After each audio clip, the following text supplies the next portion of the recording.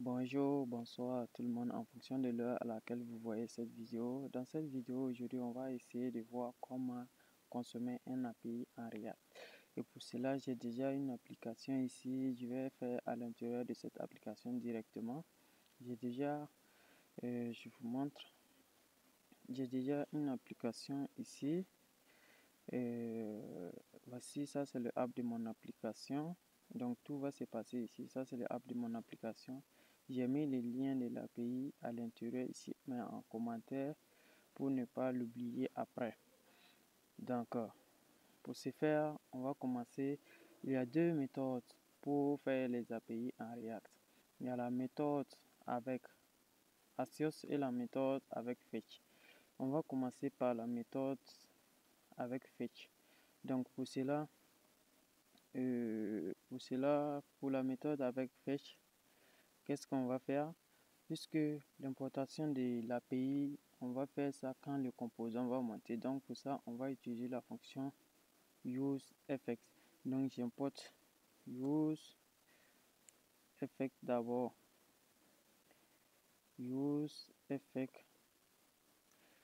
Donc ma fonction useEffect a bien été importée. Donc tout mon code de l'importation de l'API sera à l'intérieur de useEffect. Donc j'aurai useEffect ici. Et à l'intérieur, useEffect prend une fonction et nous retourne nous retourne le résultat de la fonction. Donc comme ça, quelque chose de ce genre. Donc voici la fonction rollback et à l'intérieur je vais écrire mon code, ce que je veux, comment je vais appeler l'API. Donc je vous ai dit tantôt qu'on va utiliser la méthode fetch. Donc ici je mets fetch et je mets à l'intérieur de fetch, je mets mon lien d'API que j'avais collé ici. Donc copier et entre les griffes, je mets mon lien de l'API. Donc maintenant, qu'est-ce que Fetch fait? Fetch, ici c'est la programmation. Et ici, Fetch nous retourne quoi? Fetch va nous retourner .20 d'abord. Ok. .20, Fetch nous retourne quoi? Fetch va nous retourner des données, mais qui ne sont pas des données exploitables dans notre application React. Donc, on va transformer ces données en JSON avant de pouvoir les exploiter. Donc, .20 là, on aura ici données. Ok. Et on va retourner données. Puisque nous, on a besoin de JSON. Donc, données.json. Comme ça. Et après ça, .20 encore. Pour récupérer ces données maintenant dans notre application. Donc, je mets encore données. Si je veux. Mais sans mieux maintenant. Données. Et je mets console.log données. Je vais mettre à l'intérieur ici données, console.log données. Et j'exécute pour voir ce que ça me donne déjà. Est-ce que les éléments s'affichent dans la console? Donc npm start pour l'exécuter.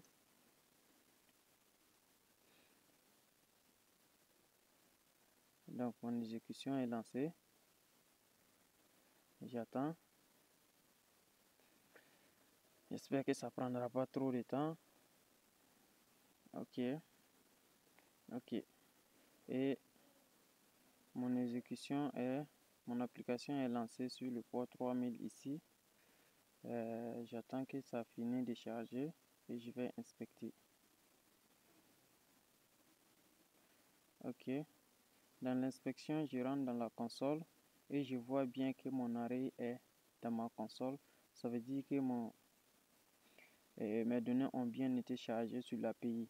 Donc, maintenant, je peux vouloir afficher ça dans mon application pour les utiliser, faire quelque chose. Donc, ici, qu'est-ce que je fais? Je déclare une constante. Const, par exemple, si je mets pays, puisque c'est le nom de pays, virgule 7 pays. 7 pays, je mets égal à use state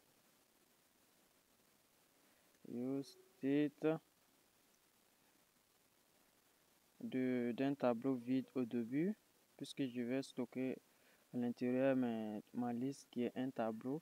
Donc ici, au lieu de faire console.log, donc je vais mettre cet pays ici, qui va me permettre de stocker les données dans pays. Et quand je viens maintenant en bas ici, maintenant, là, j'ai fait quoi? Je sais maintenant d'afficher ma liste. Donc, pour cela, je mets une liste non ordonnée, UL, comme ça.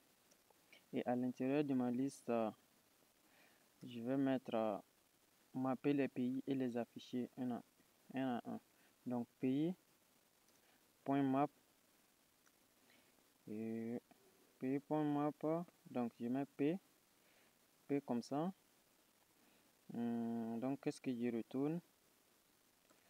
Je vais le retourner dans un LI. Donc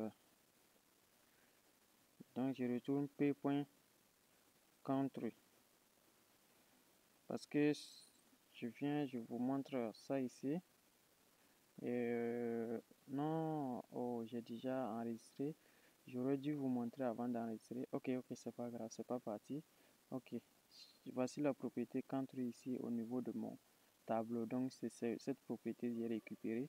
Et voici mes données aussi ont bien été affichées. Ça c'est la première méthode pour afficher les données pour consommer des API avec React. Maintenant on va passer à la deuxième méthode. Et là je laisse ça ici comme ça. Je vais toujours afficher de la même manière, mais là je vais juste changer la méthode. Pour cela je dois importer Axios. Import Axios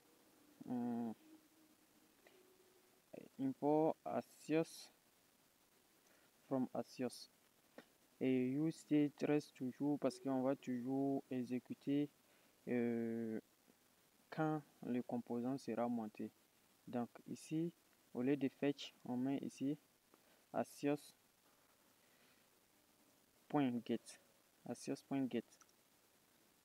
Donc là, mais Axios, son avantage, c'est que lui, il ne retourne pas les données il retourne directement les données sous forme exploitable dans notre application React.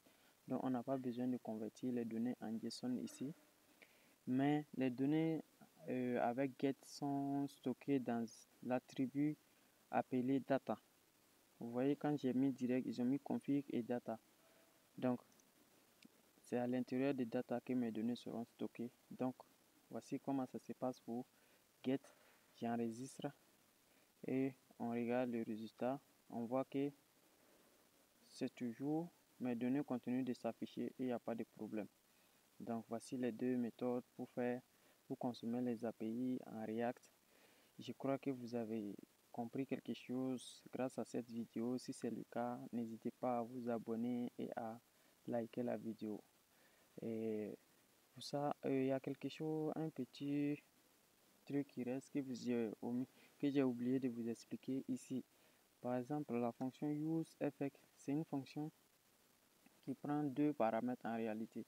On n'a pas mis la deuxième paramètre parce que ça ne nous intéressait pas. Mais si vous voulez que votre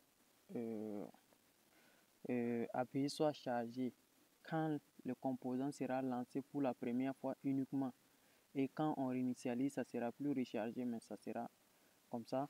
Vous mettez un tableau vide ici. Mais quand vous voulez que ça recharge en fonction du changement d'une variable, vous mettez la variable à l'intérieur ici du tableau. Mais si vous voulez que ça charge à chaque rechargement aussi, à chaque modification, vous laissez comme ça, comme on avait fait.